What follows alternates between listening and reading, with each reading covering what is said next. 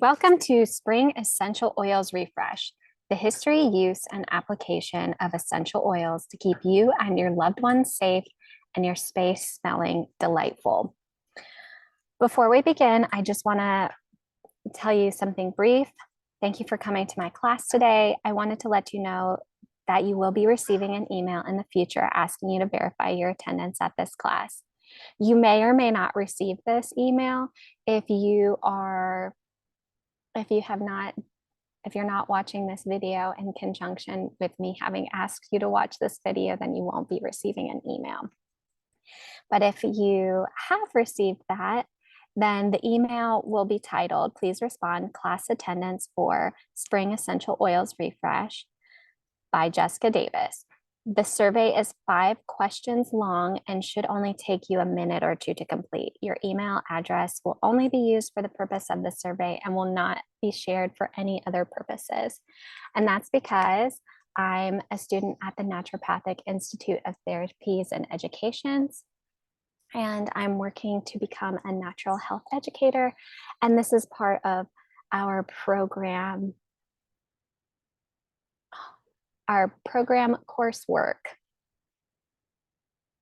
All right, so let's begin. Agenda, this is what we have going on for today. Introduction, I'll let you know a little bit about me, and then what is aromatherapy, the history of essential oils, the chemistry of oils, safety and uses, the cell protocol, and then if you have any questions, feel free to write them in the comments or message me. Whatever way, I will be happy to respond. All right, so a little bit about me. My name is Jessica Davis. I am a licensed massage therapist. I'm a Clarity Breathwork practitioner, a 500-hour advanced yoga teacher. I'm an Upledger craniosacral practitioner. I'm also the director of marketing at a local bank, and I have a BFA in graphic design. So I'm telling you all this because natural health is my passion. I really love the human body. I think it's fascinating.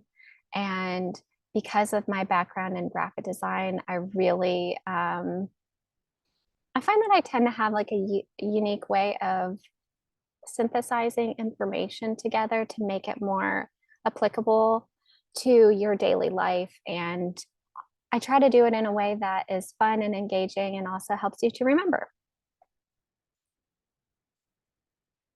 So clinical research shows that essential oil may help to create an environment in which disease, bacteria, viruses, fungus, etc. cannot exist. And after this class, if you want to go do your own research, essential oils is one of the most researched natural health practices. There's stuff about it I know for a fact on cancer research, and I'm pretty sure there's a lot on using lavender and peppermint oil in particular for pregnancy, post childbirth. All right, so what is aromatherapy?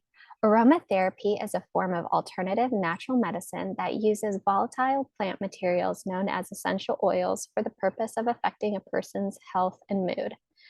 Methods essential oils enter the body are ingestion, so consuming them, inhalation, breathing them in, and absorption. So when they get absorbed through the skin topically. Aromatherapy.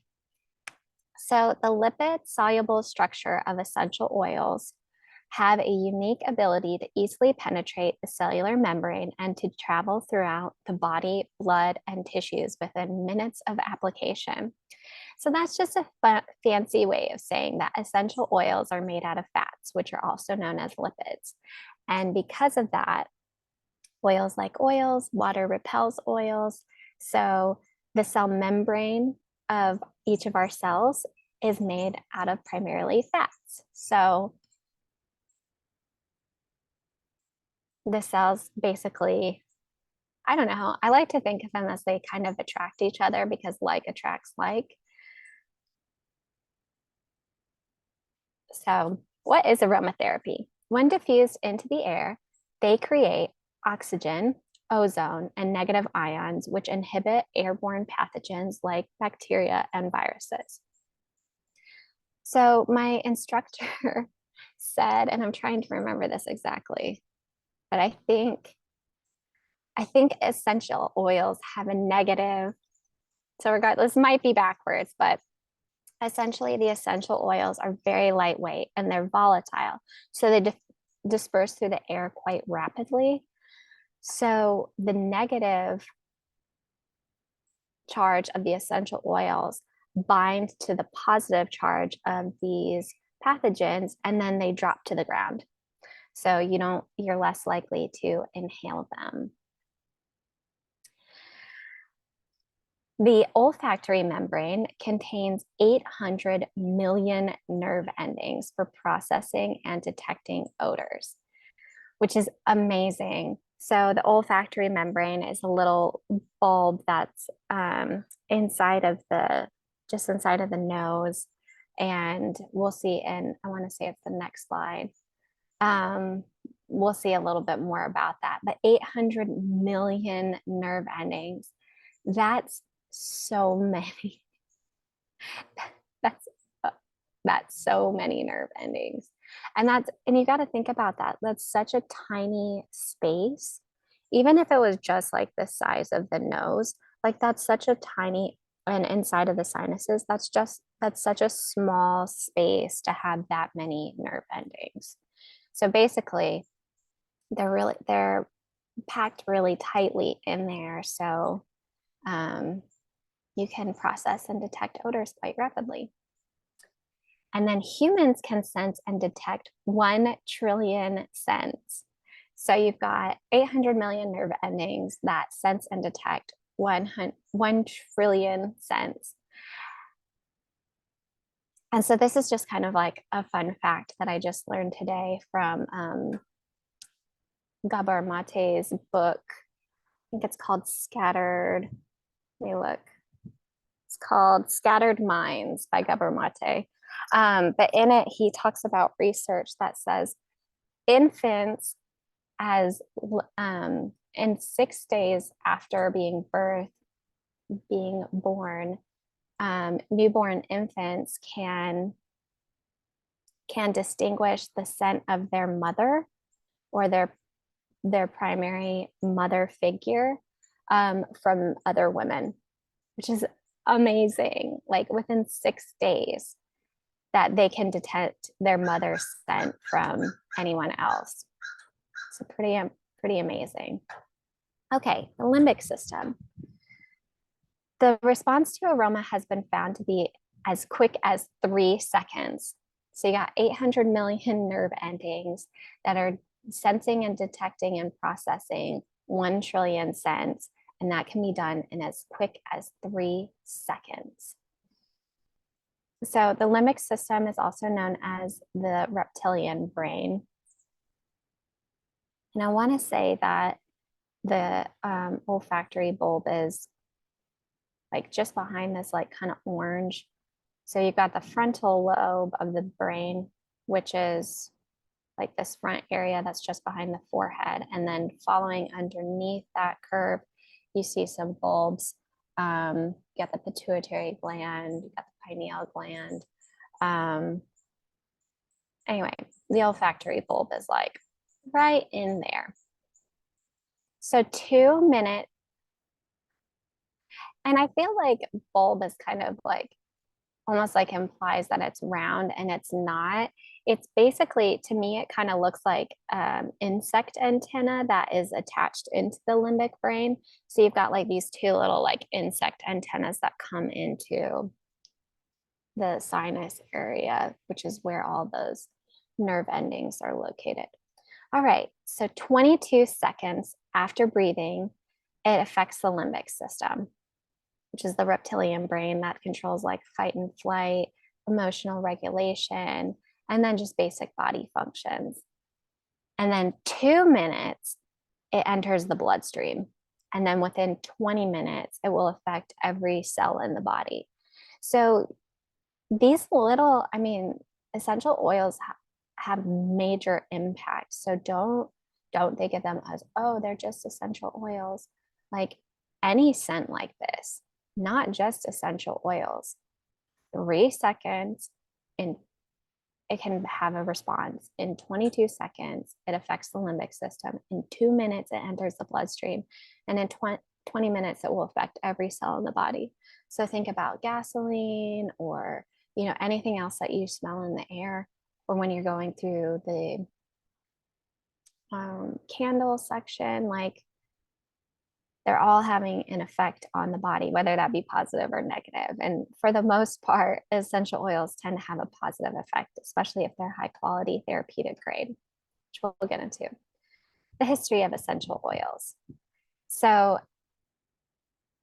essential oils are mankind's first known form of medicine.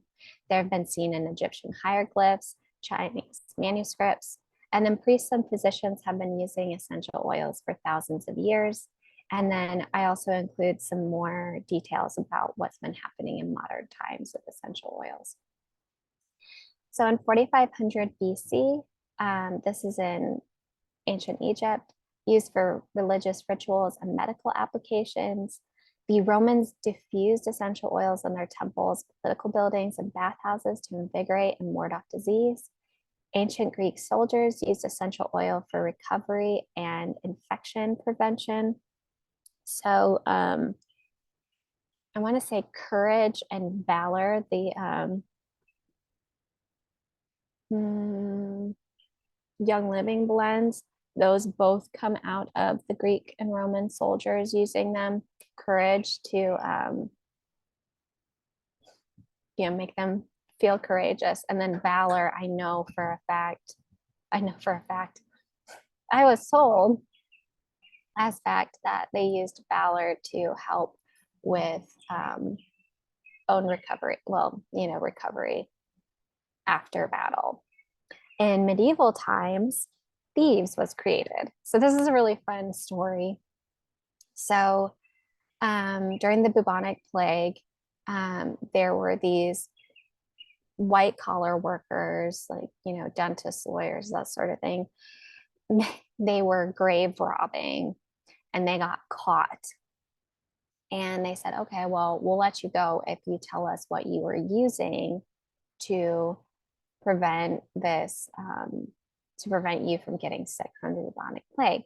So essentially, like, they created this essential oils blend and stuffed it up their little masks.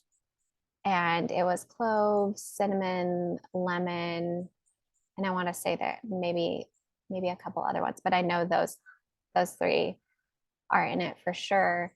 And they used that to ward off the plague. And during the recent COVID-19 pandemic, that's why thieves was basically being bought out by Young Living, because so many people know that it's super beneficial in preventing disease, at least in inhaling disease. So in 1922, King Tut's tomb was discovered with vats of essential oils that are still viable thousands of years later. So keep that in mind. Like, they might say that it has a best if used by date. That's usually just a requirement of the manufacturing. But really, essential oils, if they're high quality, they don't go bad, as with King Tut's tomb.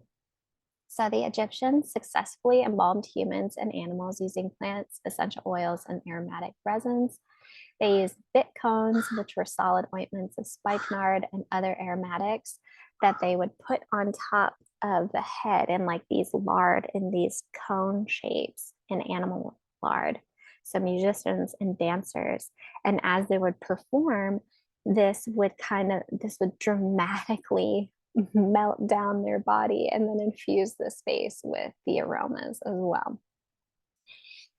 The Egyptians also created a fragrance called kaifi, also spelled with a C, known to help induce sleep, alleviate anxieties, eliminate sorrow, and acted as a general antidote for toxins.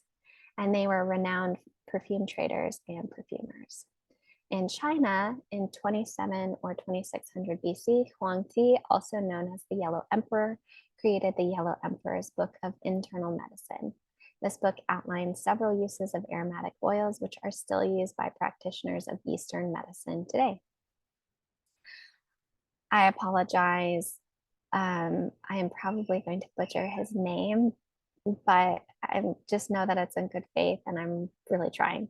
So Abu Ali al-Hussein ibn Abd Allah ibn Sina, which I think is where his Latin name, which he's well known for, Avicenna. In 1080 Persia, Avicenna played a crucial role in the history of aromatherapy through three major contributions. He described accurately many hundreds of plants and their uses. He provided precise instructions on massage techniques that are still applicable as a teaching manual today. And he's credited with discovering the method of distilling essential oils from flowers. So here's, if you didn't already find the history interesting, here's where it gets really, at least for me, because I grew up in a very Christian household. We went to church all the time. I went to a Baptist school in middle school, so I really studied the Bible. So now we're going to talk about the 12 oils of ancient scripture. There are over 200 references to aromatics, incense, and ointments throughout the Old and New Testament of the Bible. This includes aloes, also known as sandalwood, cassia, cedarwood, cypress, frankincense, galbanum, hyssop, myrtle, onycha. That's supposed to say cista, also known as rose of Sharon, and spikenard. So this is one of my, we'll talk about this later on, but there's a reason why they use these ancient scripture, these particular essential oils. They're known as sesquiterpenes, and they have very specific trait characteristics to them. One of them being they're one of the few things that can actually cross the blood-brain barrier. And they also can have an effect on, because of that, they can affect the pituitary and the pineal gland, which, according to many ancient civilizations, those are where people experience God. So having these in particular referenced in ancient scripture, which is so much about teaching people about God, it makes a lot of sense. So we'll get into the sesquiterpenes in a little bit, but anyway, 12 essential oils of ancient scripture. In modern times, in 1937, René Maurice Gattefossé was a French chemist, and he devoted his life to researching the healing properties of essential oils. His story is a little bit funny, and I actually learned this in my massage therapy school, as well as in my natural health educator class on essential oils. There was an explosion in his lab, and so he got really badly burned. And so he just stuck his hand in his arm in this vat of oil.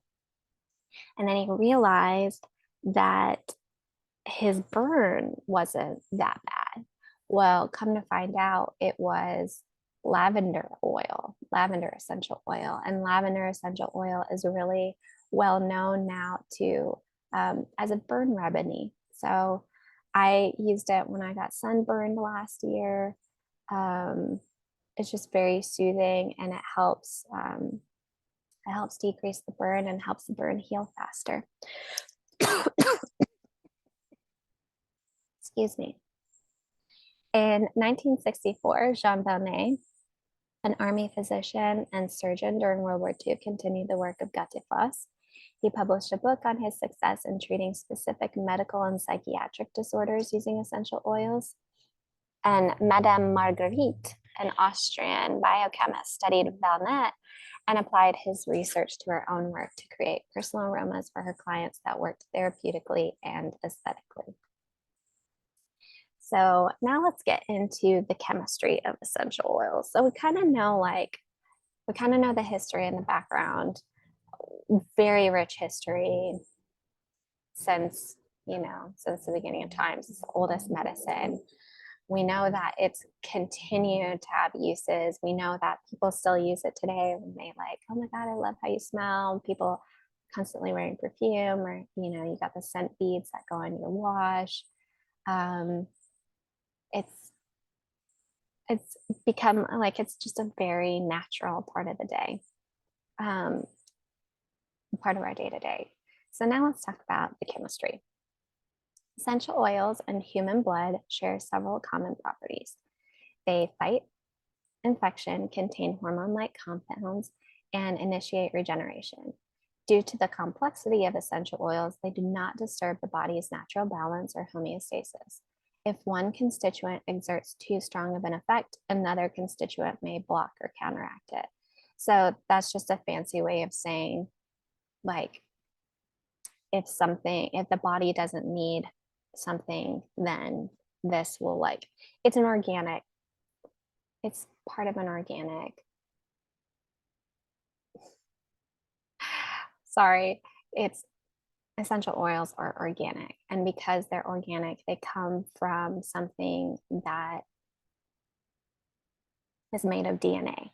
So all living things have DNA, and the same DNA structure. So is what ACGT, yeah, ACGT. And so anyway, when it comes into contact, it'll adjust its chemistry. The body knows what to do with it in order to process it, to make sure that nothing is too much. Synthetic chemicals, in contrast, usually only have one action and often disrupt the body's homeostasis. This is why some people have sensitivities. So because of the organic nature, and you'll see later on, there's a lot of constituents. I want to say it's 200 to 600 or 200 to 800 constituents. That's a lot of different properties. And mind you, you're just using one drop, and that's still containing all 200 to 800 constituents. So essential oils are potent. So with synthetic chemicals, because they're man-made, they don't have the same properties. They're not made from the same stuff that our DNA is. And so the body can't use them, can't utilize them in the same way.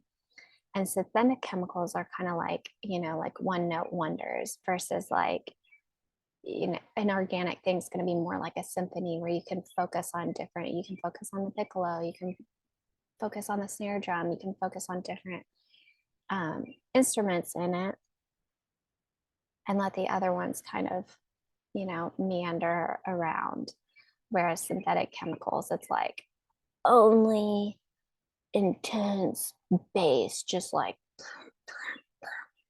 hammering away at your senses, at your 800 million nerve endings. So that's why some people can get headaches, just it's a lot. Also, there's the toxicity as well from it. So if people are already overwhelmed in their bodies, then this can kind of push them over the edge, at least temporarily. All right, chemical constituents of essential oils.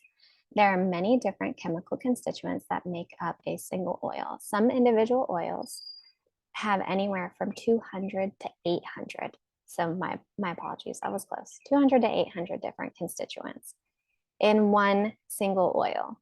So when you get these blends, obviously it's going to have more than that. So these different constituents have classifications. They're called terpenes, monoterpenes, sesquiterpenes, phenols, esters, aldehydes, ketones, alcohol, and oxides. And we're only going to talk about 4 of these. So the 4 that are relevant to, 3 of which are relevant to the cell receptor protocol, which we'll learn at the end. So phenols. Phenols stimulate the immune and nervous system. They're antiseptic and antibacterial. They're responsible for the fragrance of an oil. Phenols are strongly stimulating, but can be quite caustic, which means hot to the skin and must be diluted. They contain high levels of oxygenating molecules and have antioxidant properties. Phenols clean receptor sites of cells, so sesquiterpenes can delete faulty information from the cell. So when you think of phenols, you're going to think of like hot and spicy. So you're going to want to think of something like tea tree or cloves or cinnamon. Like those are going to be like your phenols because they're spicy. And because they're spicy, they're like think of like fire. Fire is going to be very cleansing. When you eat something spicy, your nose tends to run. So it does the same thing on the cell receptor site. It's going to clean the cell receptor sites. Then we get to sesquiterpenes. Sesquiterpenes are anti-inflammatory, and these, okay, remember back to the 12 essential oils of ancient scripture. These are the sesquiterpenes. So listening to those through this lens. Anti-inflammatory, anti-spasmodic, anti-tumor, they're an immune stimulant, and they're anti-allergic.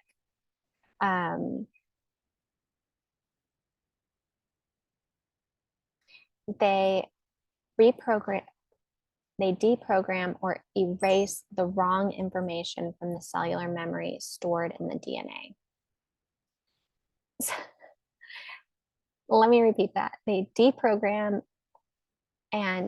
or erase the wrong information from the cellular memory stored in DNA. Sesquiterpenes work as a liver and gland stimulant and contain carophylline and valencine. Research from the universities of Berlin and Vienna shows sesquiterpenes increase oxygenation around the pineal and pituitary gland. Further research has shown that sesquiterpenes can surpass the blood-brain barrier and enter the brain tissue. They're an eraser, and they're great for viruses because viruses are just little snippets of DNA. So these just erase the DNA, and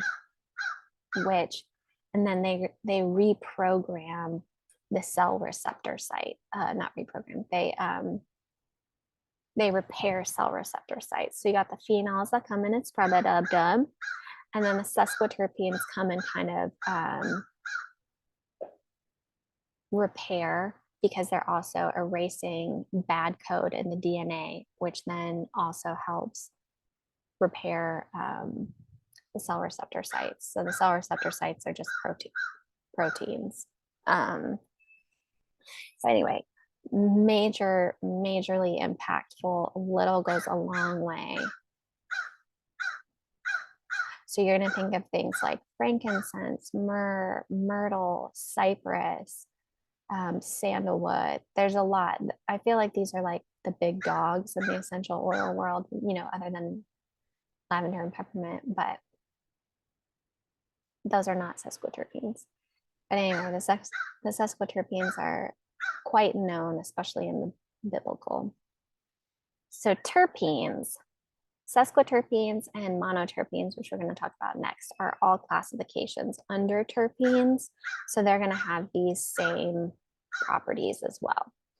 Terpenes inhibit the accumulation of toxins and help discharge existing toxins from the liver and kidneys. They're also analgesic, hypertensive, which means they lower blood pressure, and hormone balancing. They also are pain relievers. So the main terpene that you can think of is pine, which, like, think of pine sol, I think is a major cleaner. So it's very potent. All right, monoterpenes. carry antiviral, antibacterial, antiseptic properties in the oil. They reprogram the cells with the correct information so they can function properly. So sesquiterpenes come in and erase it, and the monoterpenes come in and reprogram. While offering a variety of healing properties, the most important ability of the monoterpenes is that they can reprogram miswritten information in cellular memory, DNA. With improper coding in the cellular memory, cells malfunction and diseases occur. Insulin resistance, malnourishment, and vitamin C deficiency, and it boots back to the original. So monoterpenes can help with insulin resistance, malnourishment, and vitamin C deficiency. So we've got the phenols that come in and they scrub the cell membrane sites, and then you got the sesquiterpenes that come in and repair the cell receptor sites, and then the monoterpenes come in and they reprogram the cell receptor sites so that they can function properly again.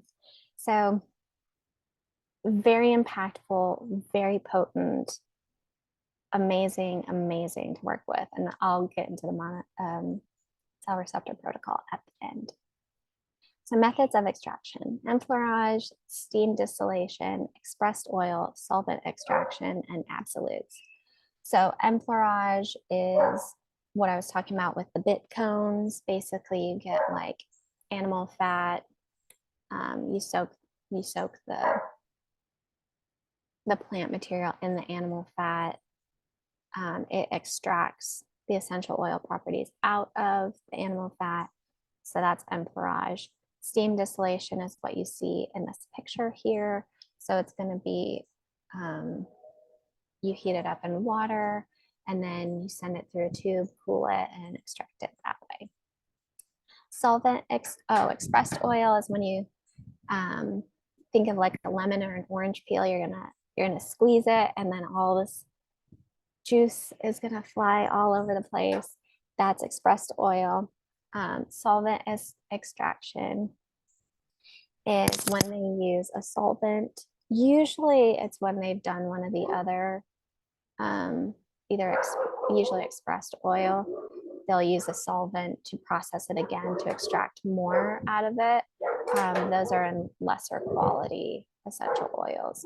And then absolutes require some sort of solvent to pull it out, but doesn't necessarily add a bunch of toxins or chemicals into the essential oils in the same way that the solvent extraction does. So safety and use. Always dilute your oils. They can burn you. So I'll get into we'll use carrier oils. So no matter what, never apply a rancid oil. And you'll know it's rancid if it almost has like, I'm trying to remember exactly. It almost will like, usually it'll have like, oils will kind of have like no odor or like a sweet odor to them. But if they're rancid, they almost smell like a little bit acidic, like a little bit vinegary, like they'll just smell off. So it's actually harmful to the cells of the body to use a rancid oil because it's, not good. It's already starting to decompose itself. And so it changes the chemical makeup. So it's best to refrigerate them, and it's best to purchase organic, cold pressed, filtered, and untreated. So that's almond, apricot, castor, coconut or fractionated coconut, jojoba, olive, pumpkin, sunflower, and wheat germ. It's just a few examples. There's also evening primrose and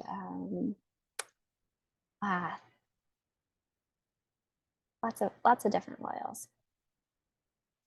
All right, never use canola oil. Canola oil actually causes the myelin sheath to peel off of nerve cells. So not only should you not use canola oil on your skin, but you shouldn't ingest canola oil, which is what a lot of companies use to make potato chips and things like that. So just be mindful of that, especially if you have MS or any sort of like autoimmune condition, especially avoid canola oil. All right, so some quality essential oil blends are original Swiss aromatics, simplers, nature's sunshine, young living, doTERRA, and revive. And then Mountain Rose Herbs for Carrier Oils is a great company. doTERRA and Young Living are both multi-level marketing companies, meaning that they're just going to be higher prices for the end user. So if you want to be a distributor, you'll get a discount, but otherwise their prices are going to be higher. Revive is not an MLM, so it's what I use for the most part because it is more affordable. So guidelines for choosing: check for Latin names, buy from a source that is well known for the production of therapeutic grade oils. And the Latin names, it'll like in the ingredients list, it will only say the Latin name for the plant. And you can just look that up online and make sure that they correlate. You can ask about their testing processes. Do they supply ongoing education? Ultimately buy from a company you can trust. Most important thing is that you're getting results, and choose the oils that work best for you, your needs, your values, and your budget. The uses and applications. You can apply it neat, so just drop oil on your skin. You can do this with lavender. Ones that aren't phenols, you can generally do this with frankincense, sandalwood, lavender, peppermint. You can apply all those neat. Always check first. Inhalation, so breathing it in, diffusing it through the air. You can dilute essential oils with a carrier oil and apply it directly to your skin. You can make a bug spray. Perfume. You can, for your hygiene, you can make body wash, hand soap, shampoo, or toothpaste. I've made bug spray, I've made perfume, I've made hand soap, and I've made toothpaste, all with essential oils. And I made a cleaner too, and a room spray. Perfume is so important. I put it on there twice. A salt scrub, you can use it in cooking, especially lemon oil. And then EFT, which is emotional freedom technique, also known as tapping, to enhance your tapping practice. Always store in glass. Essential oils will leach plastics, so you'll get little microplastics up your nose or dissolved into your skin. So drops by age. Adults, 3 to 6 drops in 1 teaspoon of carrier oil. And I'll just always start on the low end. I usually just do 1 drop and see how I feel, and I might apply it multiple times a day, but gauge. Same with kids. So kids ages 6 to 16, 3 to 6 drops in 1 tablespoon of carrier oil. So 1 tablespoon is 3 teaspoons. So it's essentially 3 times the amount of carrier oil to the same number of drops. And again, you want to gauge level of experience. So if you've been using essential oils around your kids since they were really little, then they might be able to do more. But if not, then start with less. And then gauge their toxicity, because essential oils will cause a detoxing. Well, they can. I say will like it's a guarantee. They can cause a detoxing reaction. And infants to 5 years of age, 1 to 3 drops in 1 tablespoon. And again, less is more. Just start with a little bit and see how it goes. All right, oils to avoid during pregnancy: sage, clary sage, Idaho spruce, tansy, hyssop, sandalwood, wintergreen, myrrh, and nutmeg. I'm not exactly sure why. I want to say, I know for sage and clary sage, they are very, they have a lot of estrogen-like properties to them, so they can actually help balance out the female hormonal system. So best not to disrupt that during pregnancy. So I imagine that the rest of these are the same. And you'll see wintergreen repeated multiple times. It's just a very potent oil. So medications, if taking pharmaceuticals or for medical conditions, consult a professional or do heavy research as to any interactions essential oils may have. There's very little research published on the subject, but given how complex essential oils are, cross reactions or unintended effects are highly possible. For example, wintergreen should be avoided for people with bleeding disorders. Thyme can interact with NSAIDs. That's going to be like your Advil, Tylenol, ibuprofen, and anticoagulants, which is blood thinners. Lithium levels can be affected by some oils. So lithium is usually for people with psychiatric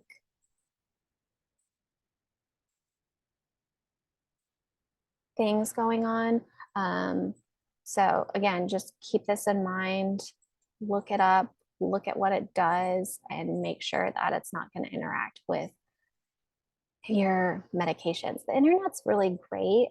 I highly recommend doing that if you want to take like herbals as well, because sometimes they'll interact. I know people know that grapefruit, you're not supposed to take grapefruit with a lot of things because it will cause the body to process the medication faster than it's supposed to. So just do your research. Other no-nos. Never put essential oils in your ear canals or eyes. If you accidentally do get oil in your eyes, dilute with coconut oil. Coconut or olive oil milk is okay, but never use water. Keep out of reach of young children. Be sure to store your oils away from extreme temperatures and sunlight. Always keep the lid screwed on tightly. Always use glass or stainless steel when mixing oils for internal consumption. Many oils, such as eucalyptus oil, tea tree oil, cinnamon, citrus, peppermint, pine, wintergreen, and ylang ylang, are straight up toxic to pets. These are toxic whether they are applied to the skin, used in diffusers, or licked up in case of a spill. And that's according to the Cabbagetown Pet Clinic. So oils to avoid for dogs: pennyroyal, pine, tea tree, wintergreen, cinnamon, citrus. That includes any citrus, so lemon, orange, grapefruit, etc. Peppermint, sweet birch, and ylang ylang. I imagine that most of this is because of the high phenol content, but don't quote me on that, I'm not for sure. Same for the kitties: cinnamon, citrus, clove, eucalyptus, sweet birch, pennyroyal, peppermint, pine, tea tree, wintergreen, and ylang ylang. Cats, I don't think have it. They can't process phenols. Like they just don't have the enzyme to break down a phenol. So that's why it makes them really sick. And my instructor said, he's like, oh my God, I feel like the worst pet parent. But he had a cat who was like, basically when he was getting ready in the morning and he was like putting on his essential oils as part of his bath routine, like his morning preparation routine, his cat would be locked in the bathroom with him. And the cat just like kept vomiting. Like he was just acting really sick all the time. And it took him, he's like, it took me longer than I should have to realize what was actually causing this. But he realized it was his essential oils that he was using in the morning was making his cat sick. So it's a side note for the cats, and then back to you and for your pets. Never put anything on your skin you can't eat. It gets absorbed into the body just the same way that anything that you eat would. So another for tattoos, essential oils will detox tattoos and pull out ink. So wait 2 to 3 weeks after you get a tattoo so you don't ruin your fresh new artwork. All right, so getting to know an essential oil. And I just want to tell you this, like never put your finger on the top of the oil. Your skin oils will get into the bottle and affect the oil. So don't touch the top. Just hold your hand and let it drop out.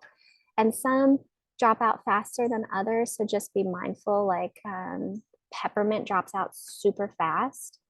Some of them are just more liquid, something like cypress, or I feel like a lot of the sesquiterpenes are thicker, so they'll drop out much slower. Um, Vetiver is like from a tree sap, so it's like super thick and like it won't drop out of the bottle unless you heat it up. So just keep that in mind.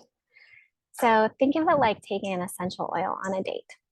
First, you are going to take your essential oil. You're going to open the cap. Then you're going to observe. So you're just going to look at the container and, inhale. Then hold it at your belly button and then waft up the scent from your belly button, because you don't want to overpower those 800 million nerve endings. And then if you can't quite smell it, then you can bring it up closer to your nose. So that's how you kind of get to know.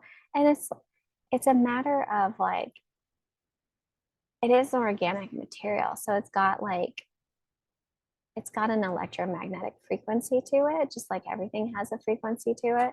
So like letting the essential oil kind of get to know your frequency, and then you get to know it through like the gut area. It's going to be super potent and powerful to just help you get to know it on a deeper level, which I know that might sound a little bit woo-woo and out there, but your body knows how to read the frequencies and understands it maybe better than our cognitive thinking can. So just try it. If you don't feel like it's a good fit, then then just bring it up to your nose. But if you really want to get to know it on a deeper level, maybe try this. All right, fun fact. It takes 5,000 petals for 2 pounds of rose oil. 5,000 petals. So many petals for 2 pounds of rose oil. So again, like potent, treat the oils with respect. It takes a lot of plant material to create these essential oils. So like, even though we're just like, I love the way it smells, like actually like show some respect for the plants and the process of like what it took to make this essential oil so you can enjoy it. And also treat it like it's medicine. It's like, are you gonna pop 40 Advil at one time? Probably not. So just like don't inhale 40 drops of an essential oil. Also, essential oils are can be quite expensive. So it's also like less is more. It's more friendly on the budget. All right, so the best beginner oils. Lavender. Lavender is amazing on burns to remove the heat, renew, and heal the skin. It is helpful for dandruff, allergies, herpes, headaches, high blood pressure, tumors, scarring, and stretch marks. It's known as the universal oil and is used for many issues. You can diffuse, or whether diffused or applied topically, and it's safe for use on small children and as a dietary supplement.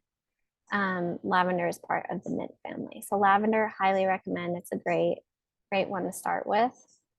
Peppermint is one of the oldest and highly regarded herbs for soothing digestion. This oil may help with arthritis, depression, food poisoning, hysteria, morning sickness, nerve regeneration, nausea, vomiting, heartburn, and ease pain of toothache. Diffuse or massage on your stomach or add to water or tea for supporting normal digestion, and apply to soles of feet or rub on temples to treat headaches. To improve concentration, alertness, and memory, place 1 drop on the tip of the tongue. Add to food as a flavoring and preservative, and for safety, check with a doctor if you're pregnant. I know post pregnancy, if the new moms, if they smell it, it can help them urinate or pee. So it can be great for new moms. And avoid contact with eyes, mucous membranes, or sensitive skin areas because it will burn. So do not apply to an open wound or burn, and avoid if breastfeeding. All right, so now we're going to get into the cell receptor sites. Cell receptors are proteins either inside a cell or on its surface which receive a signal. In normal physiology, this is a chemical signal where a protein ligand binds a protein receptor. The ligand is a chemical messenger released by one cell to signal either itself or a different cell. The binding results in a cellular effect, which manifests as any number of changes in that cell, including altering gene transcription or translating or changing cell morphology. Typically, a single ligand will have a single receptor to which it can bind and cause a cellular response. There are several different types of cellular signaling, all of which depend on different ligands and cellular receptors. So, a lot of fancy terminology, all to say that it's a lock and key effect. So the protein or the cell receptor is a certain shape, and other things come up and they fit into this very specifically folded protein in order to alert the cell that there's something on its outside that it may want to use in a certain way. So sometimes it's to signal, hey, I want you to produce this hormone, or hey, I'm food, ingest me, or hey, I'm a hormone, I want you to start pulling in more sugar into your cells. So there's a lot of different, there's over 60,000 cell receptor sites on each cell. Did we get into that? Yeah, 60,000. So here's an example of the cell membrane. You can see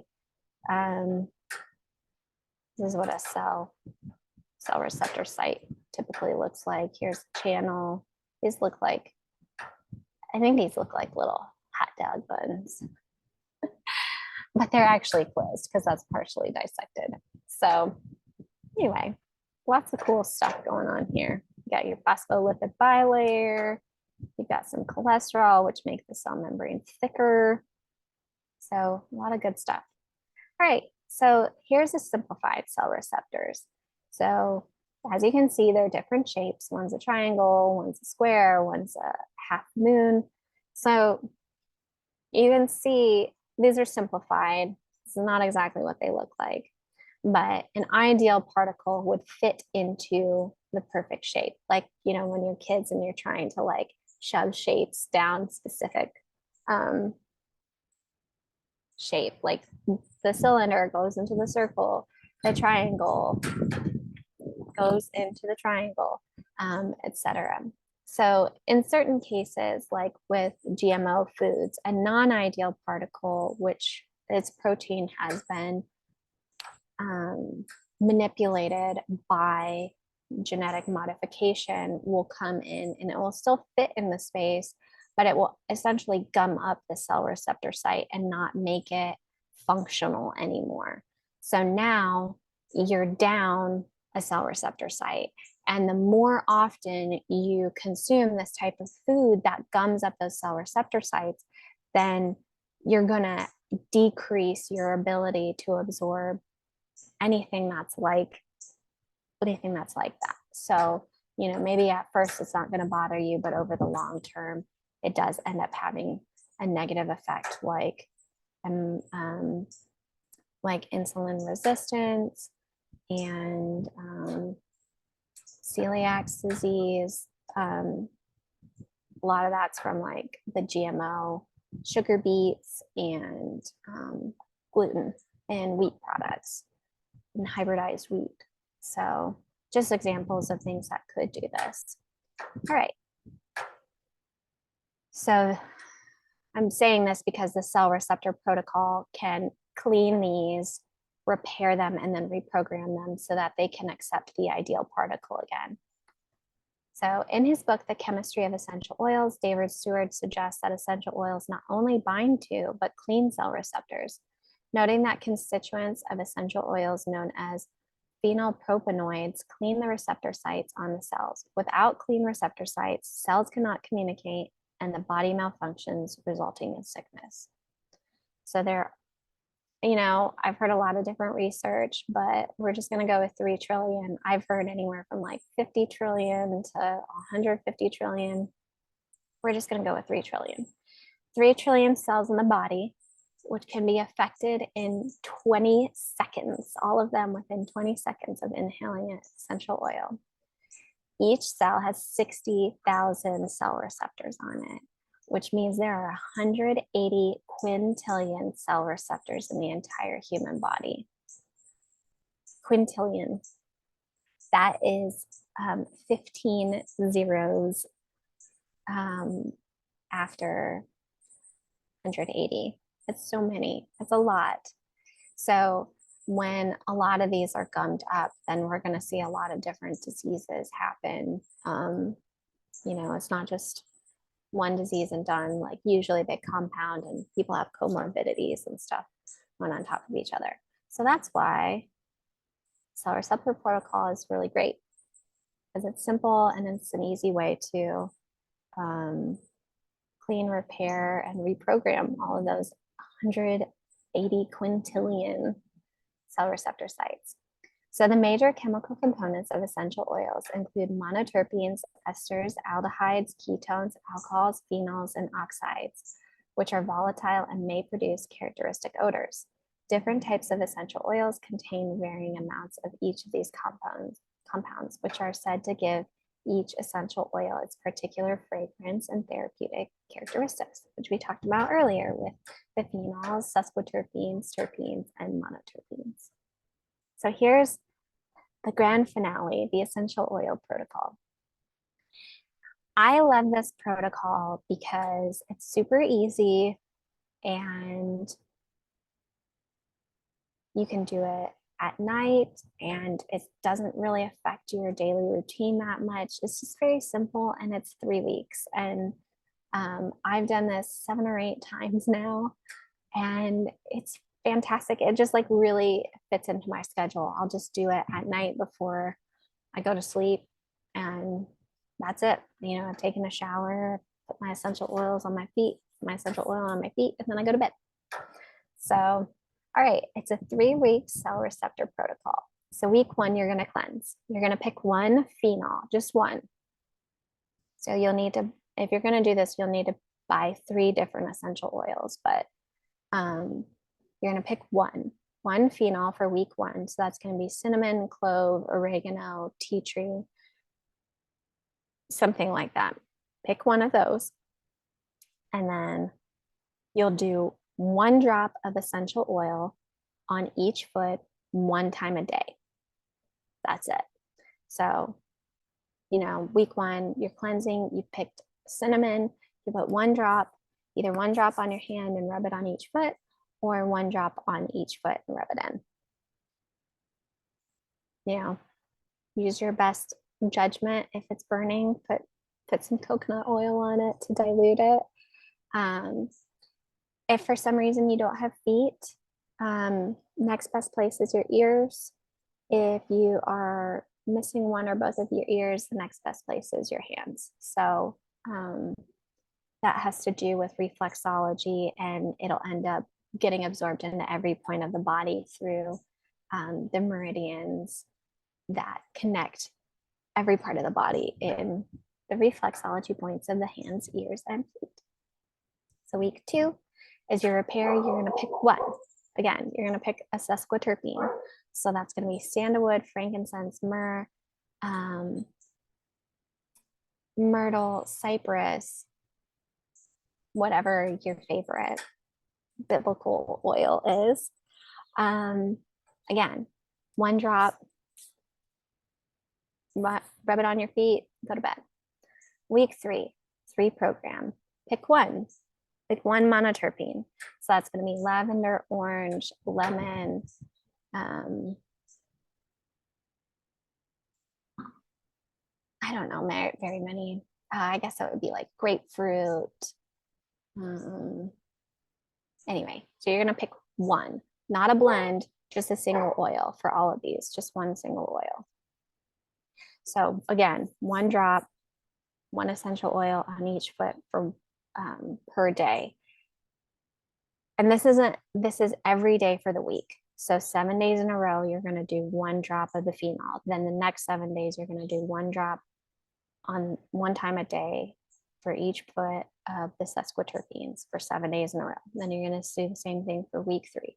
You're going to pick one monoterpene, put it on the bottom of the feet 1 time a day for 7 days. And then you're going to take 1 week off and repeat. And then just see how you feel.